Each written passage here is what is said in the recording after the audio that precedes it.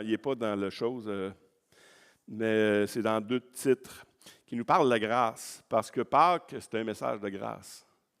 C'est un message de quelque chose que Dieu fait pour son peuple. Et c'est dans cette perspective-là qu'il faut voir les choses. Je vais juste vous faire la lecture. Car la grâce de Dieu sur le salut pour tous les hommes a été manifestée. Elle nous enseigne à renoncer à l'impiété et aux convoitises mondaines et à vivre dans le siècle présent selon la sagesse, la justice et la piété. En attendant la bienheureuse espérance et la manifestation de la gloire du grand Dieu et de notre Sauveur Jésus-Christ. Et c'est ce dernier passage-là que je veux qui reflète vraiment la Pâque, qui s'est donné lui-même pour nous, afin de nous racheter de toute iniquité et de se faire un peuple qui lui appartienne, purifié par lui et zélé pour des bonnes œuvres. Parce que la Pâque, c'est ça. C'est que Dieu a sauvé son peuple. Il a mis son peuple à part. Il a fait les 10 plaies. Et les dernières plaies, le peuple était épargné de ces choses-là, et surtout la dernière, que tout premier-né, que ce soit des hommes, que ce soit des animaux, devait mourir.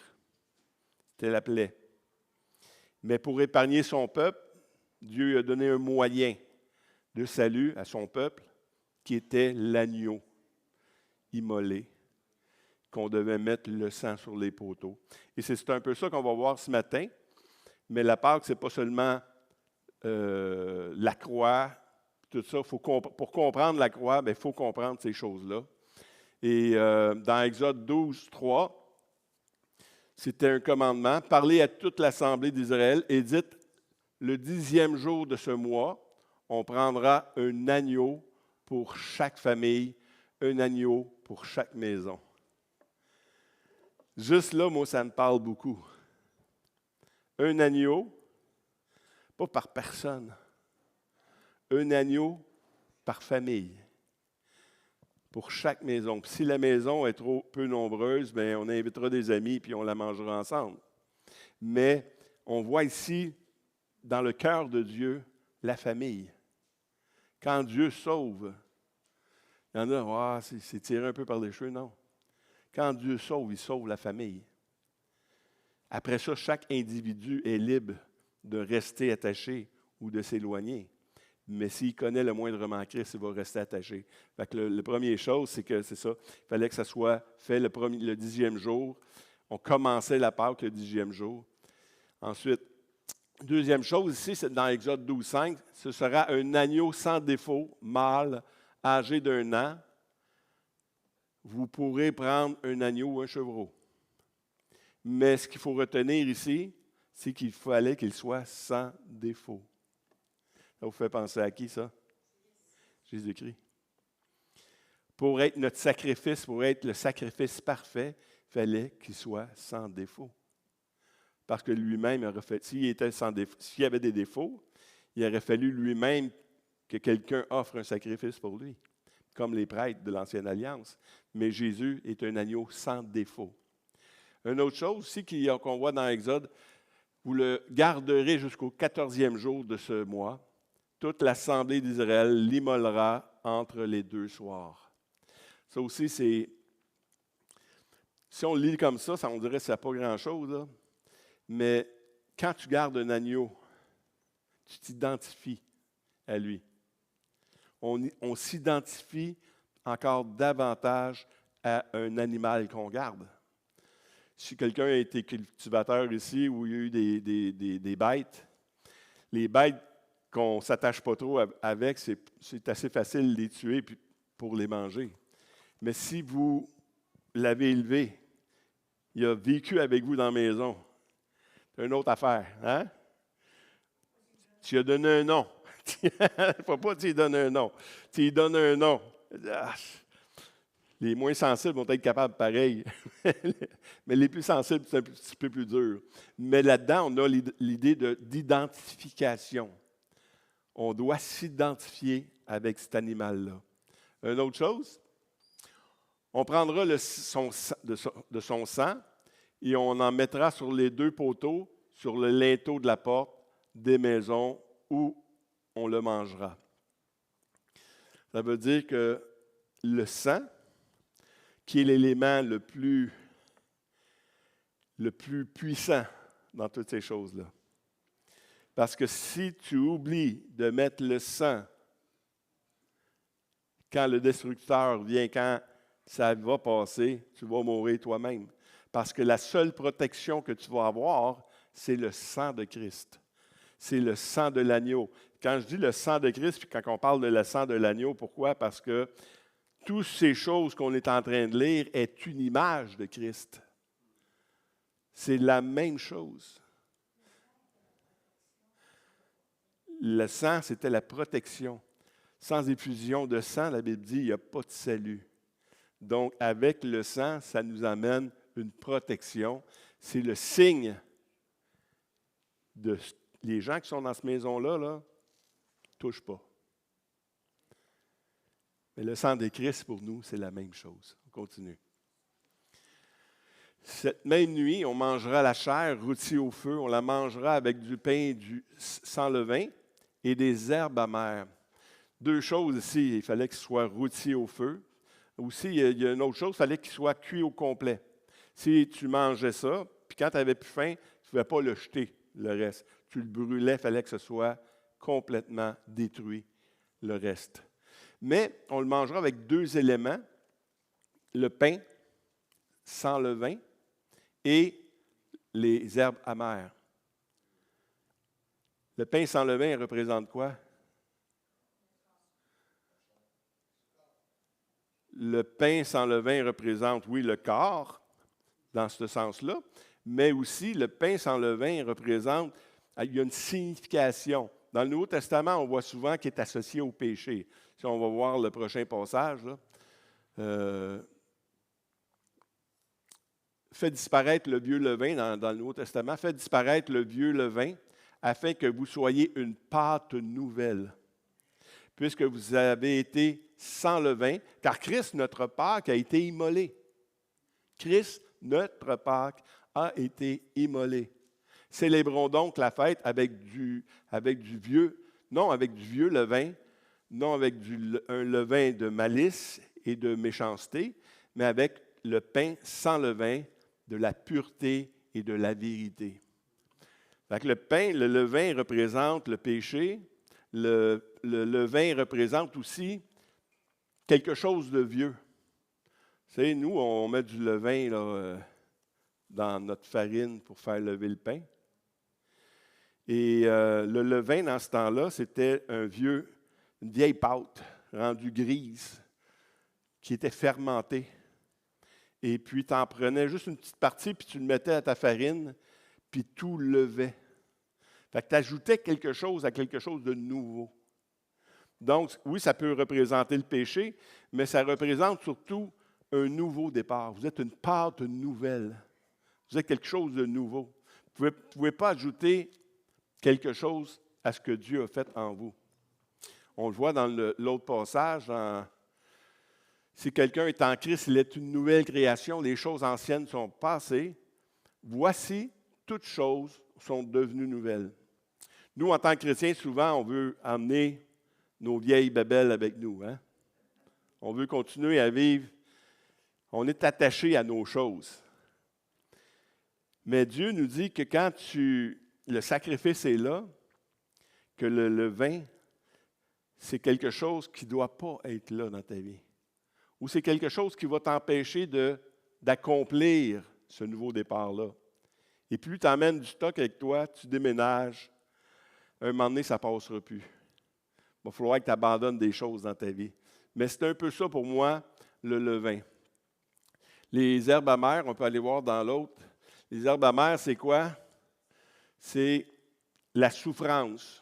Pourquoi il y avait ça dans le repas de la Pâque? Les herbes amères qui représentent ce qu'on a souffert.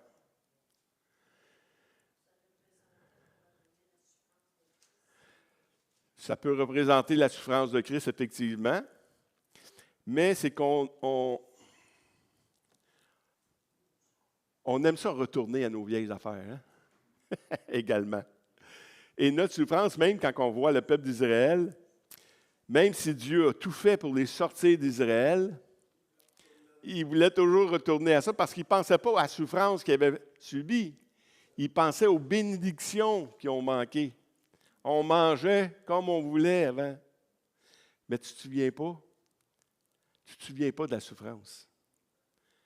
Mais la Pâque, pourquoi il y avait des herbes amères dans le repas de la Pâque? C'est pour te rappeler, non.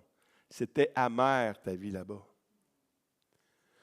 Mais pour nous aussi, en tant qu'enfants de Dieu, les choses avant d'être chrétien, ça devrait être une chose amère dans vos vies. Le péché, toutes les choses, non. Regrettez rien du passé. Le présent en Jésus-Christ devrait être la meilleure vie que tu ne peux pas avoir. Je connais, je peux revenir à là, on ne l'a pas lu. Je connais les projets que j'ai formés pour vous, dit l'Éternel, projets de paix et non de malheur, afin de vous donner un avenir et de l'espérance. Quand on met notre foi en Jésus-Christ, quand on met notre foi en Dieu, il faut avoir cette espérance-là que Dieu, non, Dieu, ce n'est pas des projets de malheur que pour moi. C'est des projets de paix. Puis des fois, je peux demander quelque chose à Dieu, je peux demander dans mes prières, Seigneur, donne-moi ça, j'ai besoin de ça. Puis le Seigneur ne te le donne pas.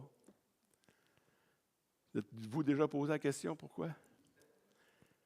Parce que c'est sûrement pas bon pour toi. Parce que si c'était bon pour toi, Dieu te le donnait, te le donnerait. Puis ça, bien, c'est ça, quand on se rappelle les vieilles choses, on se rappelle les bonnes choses. Moi, j'ai vécu ça avec telle personne. Oui, mais là, tu n'es plus avec cette personne-là. Mais rappelle-toi les mauvaises choses. Pourquoi tu n'es plus avec cette personne-là?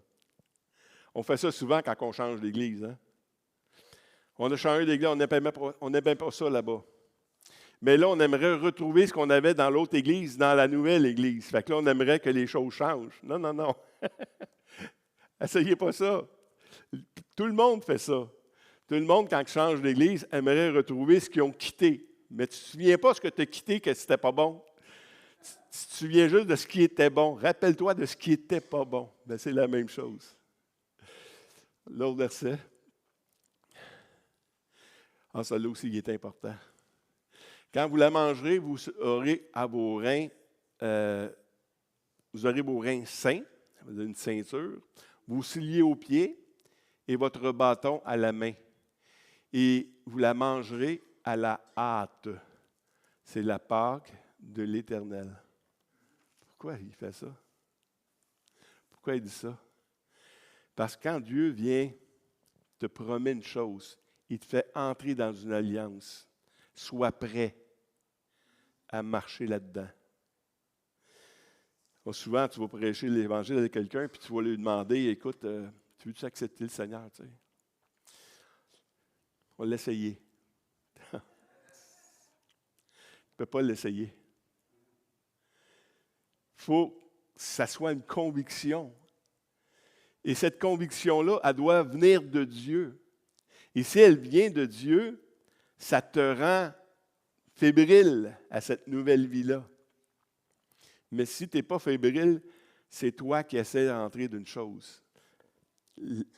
Quand tu manges la Pâque, tu la manges aux autres, c'était pas, regarde là, on te fait passer de la mort à la vie. Mais quand tu vas la manger, là, sois prêt à partir. Parce que le go s'en vient, là. Pas le go, le président, non. Le départ s'en vient. Fait que sois prêt. Bien, c'est la même chose. À un moment donné, on doit être prêt. Quand on mange la Pâque, on devrait être prêt maintenant à vivre selon cette Pâque-là. Ensuite, on ne mangera que dans la maison. Vous n'apporterez point de chair hors de la maison, comme on a dit tantôt. Vous ne briserez aucun de ses os. Jésus-Christ, il n'y a rien de ses os. Ça, on va le voir, je pense, dans la prochaine. Ces choses sont arrivées afin que l'Écriture fût accomplie. Aucun de ses os ne fut brisé. Parce que quand il y avait les hommes sur la croix, on lui brisait les jambes, parce qu'en brisant les jambes, on brisait tout ce qui retenait qu'il se noie dans son... Et puis, Jésus, ils l'ont percé. Ils n'ont pas brisé les jambes. Aucun de ses os n'a été brisé. Fait que c'est vraiment la Pâque juive, là.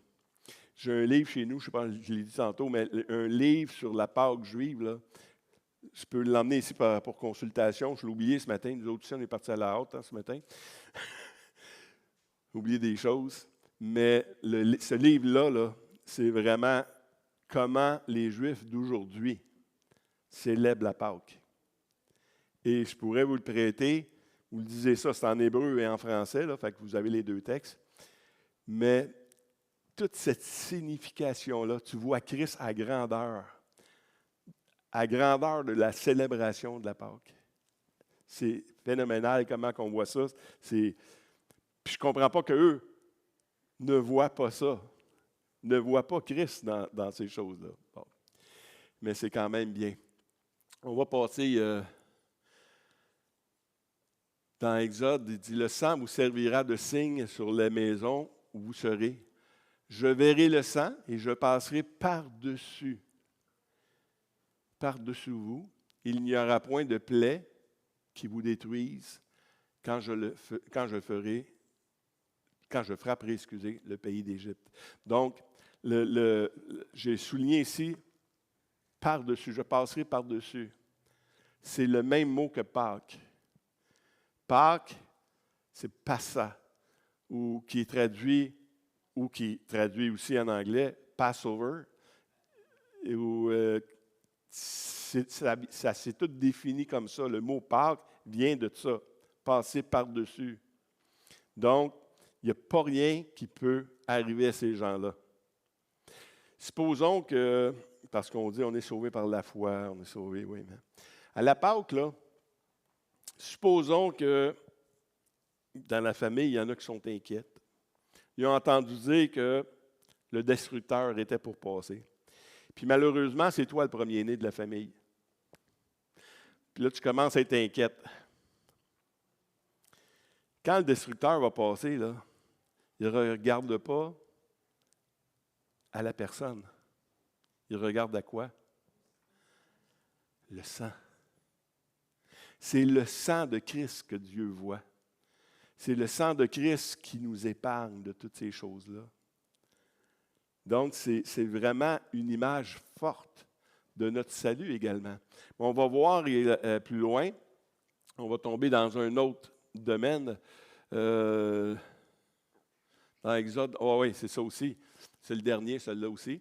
Parce que le sang, c'est l'image le plus important, mais celui-là aussi est important. L'Éternel parla à Moïse et dit, « Consacre-moi tout premier-né parmi les enfants d'Israël, tant des hommes que des animaux, ils m'appartiennent. » Tous ceux qui ont été sauvés, c'est pas dans la maison, ce n'était pas tous des premiers-nés, mais tous les premiers-nés des hommes et le premier-né des animaux, Dieu dit, ils m'appartiennent. Je les ai sauvés, ils m'appartiennent. Si vous avez été sauvés par Christ, vous lui appartenez. Ça aussi, c'est une image forte. Quand tu appartiens à Dieu, aujourd'hui, tous les chrétiens lui appartiennent à Dieu parce qu'il a sauvé tout le monde. Mais c'est une image, et cette image-là, quand on la voit, parce qu'on peut aller à l'autre diapo, parce qu'on a fini dans la première partie, on va tomber dans la deuxième partie parce que tout Exode, c'est quelque chose qui prépare la venue de Christ. C'est une image, c'est un type, c'est un exemple à petit niveau, même si on est dit que combien de personnes qui sont sorties d'Égypte? Environ 600 000 sans les enfants. Fait que c'est quand même une grosse gang, là. Mais c'est quand même quelque chose que, oui, on l'a fait là, puis Dieu va le faire d'une manière universelle. Puis ce moment-là, ça veut dire que quiconque croit en lui ne périsse pas, mais qu'il ait la vie éternelle. On est rendu là. Fait que tout ce qui est de l'image, c'est une... Il y a un mot on emploie aussi en théologie, c'est une révélation progressive. Vous savez, c'est quoi une relation progressive? C'est que je t'en dis rien qu'un petit bout. Mais tu as de l'essentiel. De ce que je t'ai dit, tu as l'essentiel. Mais après ça, j'éclaircis ce que je suis en train de te dire. Et jusqu'à la manifestation claire et nette de cette révélation, qui est la personne même et qui est la révélation de Jésus-Christ. Mais le but de tout l'Évangile, du début à la fin, c'est Christ. Ce n'est pas comment vous allez faire les choses. Non, on le voit du début à la fin. Dans 1 Pierre 1, 18 à 20, sachant que ce n'est pas par des choses périssables, par de l'argent ou de l'or, que vous avez été rachetés, de la vaine manière de vivre que vous avez hérité de vos pères, mais par le sang précieux de Christ, comme d'un agneau sans défaut et sans tache, prédestiné avant la fondation du monde et manifesté à la fin des temps à cause de vous. Donc, Christ, là, il était dans le plan de Dieu depuis le début. Avant même la chute d'Adam et Ève, Christ était décidé. Le moyen de salut pour tous les hommes était prédestiné d'avance. Nous autres, on vit l'histoire. Dieu l'a créé, l'histoire. Il sait ce qui va arriver. Il savait que Adam et Ève étaient pour chuter. Il savait toutes ces choses-là. Parce que, comment on le sait? Bien, tout est prophétisé.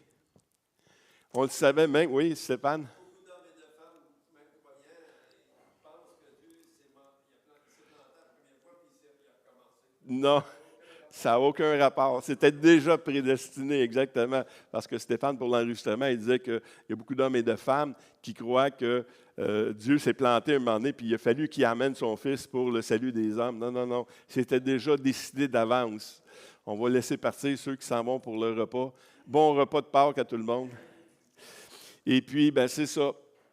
C'était prédestiné, puis on le voit que cette révélation-là, avec les autres passages, parce qu'on va aller accélérer un petit peu, mais il a été blessé dans Ésaïe, c'est quand même 600 ans avant aussi, là, mais il a été blessé pour nos péchés, blessé pour nos iniquités.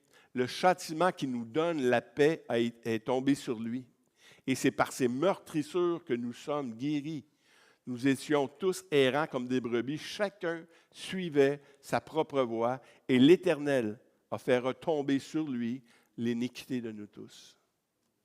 Quand on regarde la signification de la Pâque, là, la signification de la Pâque, c'est que Jésus, avant d'aller à la croix, était sans péché. Et même sans péché, ils ont décidé de le tuer pareil. Il n'était pas coupable de rien, là. Ils ont décidé de le tuer pareil. Et parce qu'ils ont fait ça, c'était le moyen que Dieu a choisi pour mettre tous nos péchés sur lui. Et quand Dieu a déversé nos péchés sur lui, Jésus, qu'est-ce qui s'est écrié?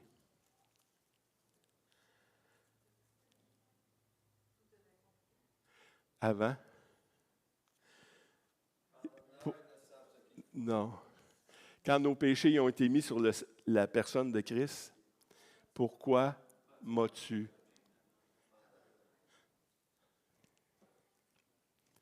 abandonné? C'est la seule fois de toute sa vie que Christ a été abandonné. C'est quand il a pris nos péchés sur lui. Et quand il a été cloué, il est mort avec nos péchés, c'est qu'il a pris notre place. C'est tellement important de comprendre ça. De comprendre que la croix, ce n'est pas juste Christ qui a été crucifié sur la croix. Nous avons été crucifiés sur la croix aussi. Il a tout pris nos péchés, tout ce qui nous condamnait, tout ce qui en est une condamnation sur notre vie, il l'a détruit quand il a été cloué sur la croix. Ça, là, vous voulez une vraie signification de la Pâque, c'est ça la Pâque. La Pâque de Christ, c'est ça. Et c'est par ses meurtrissures que nous sommes guéris. Nous étions tous errants comme des brebis, chacun suivait sa propre voie, et l'Éternel a fait retomber sur lui l'iniquité de nous tous. Parce qu'il n'y avait personne qui avait le droit d'enlever sa vie. Et il a pris nos péchés et il est mort à notre place. Wow. C'est une très belle révélation. Une autre révélation, c'est celle de Jean-Baptiste. Il dit, le lendemain, il vit Jésus venant à lui. Il dit, voici l'agneau de Dieu qui ôte le péché du monde. Wow! Quelle belle déclaration. Il ne connaissait presque pas déjà. Tu sais, c'est une révélation de Dieu. Même si c'était son cousin, puis Marie avait été voir sa mère, et tout ça, mais il ne se voyait pas tellement souvent parce que je ne le connaissais pas. Il savait qui il était dans la chair, son cousin, mais lui, il ne le connaissait pas. Et c'est une révélation que Jésus est l'agneau de Dieu. L'agneau de Pâques, notre Pâques, c'est Christ, c'est l'agneau de Dieu. Une autre révélation, que c'est même Jésus qui le dit, je crois, il leur dit, je désire vivement manger cette Pâque avec vous avant de souffrir. Car je vous le dis, je ne mangerai plus jusqu'à ce qu'elle soit accomplie dans le royaume de Dieu. Wow! La Pâque, là, ce n'est pas seulement la croix.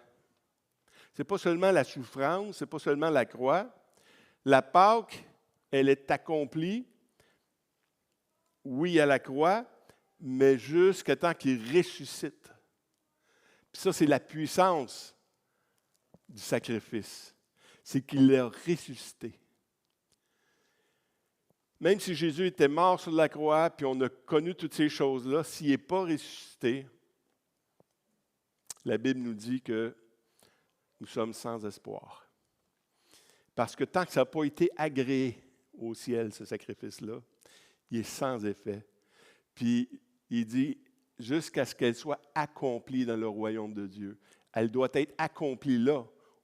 Et on voit des passages, on voit juste quelques passages de ça. Jésus lui dit, ne me touche pas. Quand les femmes étaient là, hein, il avait vu quelqu'un, ne me touche pas, car je ne suis pas encore monté vers mon Père, mais va trouver mes frères et dis-leur que je monte vers mon Père et votre Père, vers mon Dieu et votre Dieu. Touche-moi pas. Pourquoi touche-moi pas? Parce qu'elle n'est pas encore accomplie. Non, je dois être pur maintenant avant d'arriver là. Je ne peux même pas me faire toucher avec quelque chose. Mais quand il est rentré dans le ciel, le prochain verset, car Christ n'est pas entré dans un sanctuaire fait de main d'homme, une imitation du véritable, mais il est entré dans le ciel même afin de comparaître maintenant pour nous devant la face de Dieu. Avec quoi? Avec son propre sang. Là, la Pâque est accomplie. Puis maintenant que ça s'est accompli, on a la victoire. Nous avons la victoire. Parce que sans la résurrection, il n'y a pas de victoire. L'année passée, on a parlé du film, là, comment ça s'appelle déjà? C'était le procès de Dieu? Non, c'est pas ça, c'est une pièce de théâtre. Hein? Non, c'est un film qu'un journaliste il essaie de prouver que la religion chrétienne, c'est un mensonge. Puis là, il y a quelqu'un qui dit, bien, si tu veux prouver qu'elle n'est pas vraie, la religion chrétienne, là, bien, il faut que tu prouves que Christ n'est pas ressuscité. Va à l'essentiel. Parce que si Christ n'est pas ressuscité, tout ça, là, ça vaut rien pantoute. Puis le gars, il fait des recherches, puis c'est un journaliste d'enquête, donc il est obligé d'agir selon une vraie enquête, avec les témoins, puis tout ça. Et puis, bien, c'est ça qu'on voit dans le prochain passage. Il dit, je vous enseignais avant toute chose, comme je l'ai aussi reçu, que Christ est mort pour nos péchés selon les Écritures. Il a été enseveli et qu'il est ressuscité le troisième jour selon les Écritures. Il est apparu à Céphase, puis aux 12. Ensuite, il est apparu à plus de 500 frères à la fois, dont la plupart sont encore vivants et dont quelques-uns sont morts aujourd'hui. Il est apparu à Jacques, puis à tous les apôtres, puis ensuite Paul dit, bien, à moi aussi, en avortons. Donc, ça, là, c'est des preuves. des témoins oculaires que Christ est ressuscité, c'est des preuves qui ne trompent pas. Ça ne trompe pas. Parce que si tu n'as pas vu Christ, est-ce que tu irais jusqu'à la mort pour lui? Tu as entendu dire que, est-ce que tu irais jusqu'à la mort pour lui? Non, ça prend des preuves. Christ a donné des preuves. Plein de preuves. Il y a des preuves archéologiques, il y a des preuves historiques, il y a des preuves comme ça. Il y a des preuves scientifiques aussi. Hein? Quand il a percé son côté, il est sorti de l'eau et du sang. Il était vraiment mort. C'est pour ça, ben là, OK, on n'est pas capable de prouver qu'il n'est pas ressuscité, mais est-ce qu'on est capable de prouver qu'il n'était pas mort? Il n'était peut-être pas mort. Non, non, non. Quand l'eau et le sang est sorti, c'est une preuve historique qu'il était vraiment mort. Oui, Denis? Thomas, il a fallu qu'il le voie. Mais Jésus a dit, heureux ceux qui ont cru sans avoir vu. Hein? Fait qu'il y a des preuves comme ça. Et si Christ n'est pas ressuscité, notre prédication est donc vaine, et votre foi aussi est vaine. Et si Christ n'est pas ressuscité, votre foi est vaine, et vous êtes encore dans vos péchés. C'est dur à entendre. Il n'y a pas de problème. Il l'a prouvé dans le passé, et il le prouve encore aujourd'hui. Parce que quand on prêche Christ, là, on ne prêche pas un Christ mort. Nous prêchons un Christ ressuscité. Puis dans notre compréhension, c'est dur de comprendre qu'un homme, aujourd'hui, un homme avec sa chair, avec son sang, est dans le ciel. C'est dur à comprendre, hein? Jésus, il n'est pas redevenu un esprit, là. Il est ressuscité. Et quand il est ressuscité, il s'est montré à ses apôtres. Il dit, touchez-moi. Mets ta main dans mon côté. Et ainsi de suite. Il est monté avec son corps ressuscité. Il l'avait déjà, son corps ressuscité. Comment on le sait? Il passait à travers les portes. Il passait à travers les portes. Il est en train de parler, Jésus apparaît, il passe à travers les portes. Il était déjà ressuscité. Il avait déjà son corps ressuscité. Wow! Donc, quand on prêche Jésus-Christ, on prêche quelqu'un de vivant. Fait que quand on va évangéliser, on n'est pas en train d'essayer de faire comprendre une doctrine aux gens, dire, écoute, on croit que... Non, non, non. Je te demande de croire en quelqu'un qui est vivant. Puis la seule manière d'être sûr qu'il est vivant, c'est d'avoir ta relation avec lui. C'est ça qui est la différence entre une religion et le vrai christianisme. Le vrai christianisme, c'est que les chrétiens ont une vraie relation avec le Christ ressuscité, parce qu'il est vivant. Il nous parle, on peut y parler, il nous conduit par son esprit, on vit des choses comme ça. Si vous ne vivez pas des choses comme ça, bien, c'est parce que vous ne demandez pas. Avez-vous peur de demander?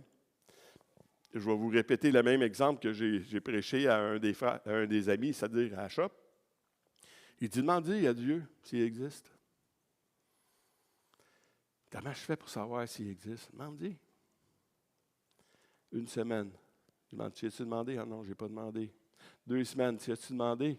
Non, je n'ai pas demandé. Il dit, pourquoi tu ne demandes pas? As-tu peur qu'il te réponde? Il dit oui. Parce que s'il me répond, je vais être obligé de changer ma vie. Je vais être obligé de marcher selon la parole de Dieu. Donc, mais Dieu va te répondre. Quiconque cherche, trouve. C'est une promesse de Christ. Mourir à soi-même, on meurt à nous-mêmes. Oui, c'est ça. Mais, en effet, la loi qui possède un nombre des choses à venir et non l'exacte représentation des choses ne peut jamais, parce qu'on est rendu dans la 3e phase, ne peut jamais par le même sacrifice qu'on offre perpétuellement chaque année, emmener les assistants à quoi? À la perfection. Là, on est en train de démontrer que qu'est-ce que Christ a fait, là? C'est que dans cette 3e étape-là, c'est que Christ, il a fait quelque chose de parfait. Ce que fait la croix pour nous, là, c'est qu'il nous a rendus parfaits. Et Je me regarde là, dans le miroir, puis je suis pas encore parfait. Pas grave. En Jésus-Christ, Dieu nous a créés parfaits. C'est ça la foi. Ben, c'est de croire ce qu'il fait. Parce que nous, on vit selon la chair, on regarde à la chair. Arrêtez de regarder selon la chair, regardez selon la foi, selon l'esprit. Puis si on marche selon l'esprit, on va voir. Puis là, ben, il n'y a pas juste un passage, il y en a plusieurs passages. On va voir les autres également, dans Hébreu, c'est tout dans Hébreu. C'est en vertu de cette volonté que nous sommes sanctifiés par l'offrande du corps de Jésus-Christ, une fois pour tous. Hey, ça, j'aime ça. J'aime ça. Parce que, même pas plus tard que là, 2 semaines, il y a une femme qui me disait, écoute, les messages de l'Évangile, là, de la grâce, là, je pense que si on pêche, tu es sûr que tu vas aller au ciel? Est-ce que tes péchés sont pardonnés ou ne sont pas pardonnés? Non. Si je pêche aujourd'hui, il faut que je lui demande pardon. Oui, tu peux demander pardon, comme tu demandes pardon à quelqu'un que tu viens de piler ses pieds. Mais tu ne perdras jamais ton salut. Parce qu'en Jésus-Christ, il l'a fait une fois pour toutes. Si tu meurs aujourd'hui, puis il y a un péché dans ta vie que tu n'as pas été pardonné, tu es sauvé pareil. Parce qu'il a tout payé, il nous a rendus parfaits. Je ne sais pas comment expliquer le mot parfait, mais c'est sans tâche. Puis on va piler sur le clou encore un peu, car par une seule offrande, il a emmené à la perfection pour toujours, pour toujours. Non seulement il nous a emmenés à la perfection, mais il l'a fait pour toujours. Ceux qui sont sanctifiés. Si tu as été sanctifié par le sang de Christ, si tu as goûté et tu as reçu le salut de Jésus-Christ par son sang, tu es rendu parfait pour toujours. Tu es sanctifié. On va en mettre un autre clou. Ainsi donc, frères, puisque nous avons au moyen du sang de Jésus un libre entrée dans le sanctuaire par la route nouvelle et vivante. Il l'a inaugurée pour nous à travers du voile, c'est-à-dire de sa chair. Et puisque nous avons un souverain sacrificateur établi sur la maison de Dieu, il y a une route nouvelle. Et cette route nouvelle-là, Jésus dit, je pense que c'est le prochain, il dit, je suis le chemin, la vérité et la vie. Nul ne vient au Père que par moi. Je ne sais pas si vous allez sur Facebook, moi je n'y vois plus parce que je suis écœuré d'entendre ces niaiseries-là. Mais il nous dit carrément qu'il y a des gens maintenant qui disent non, on n'a plus besoin de Jésus-Christ. Parce que dans l'ancienne alliance, il y a des gens qui sont sauvés, puis Jésus-Christ n'était pas encore venu. Mais j'ai une belle petite nouvelle pour vous, parce que ces gens-là ont vu Jésus-Christ avant nous. Il a vu Jésus-Christ, ces gens-là. Même Jésus, il dit, Abraham, il a vu mon jour, il s'en est réjoui. C'est par Jésus-Christ. Comme nous, on est sauvés sur le sacrifice du passé en Jésus-Christ, eux, ils étaient sauvés sur le sacrifice futur de Jésus. Donc, c'est la même chose, c'est le même salut, sauf que les autres étaient avant, mais le seul moyen, puis c'est une vérité, je suis le chemin, la vérité et la vie. Nul ne vient au Père que par moi. J'aimerais tellement que les gens soient convaincus de ça. Facebook, il y a des gens qui disent que maintenant, on n'a plus besoin de Jésus-Christ pour être sauvé, parce que dans l'ancienne alliance, il y avait des gens qui sont sauvés, puis Jésus-Christ n'était pas encore venu. Mais c'est parce qu'il étudie mal les Écritures.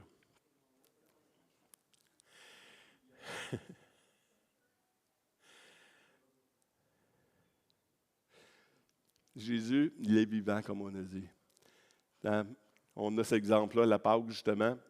Après la crucifixion, il est allé au tombeau. Puis il saisit de frayeur, il baissa le visage contre terre.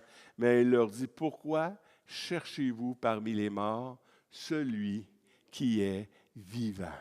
Il est vivant. Il n'est point ici, il est ressuscité.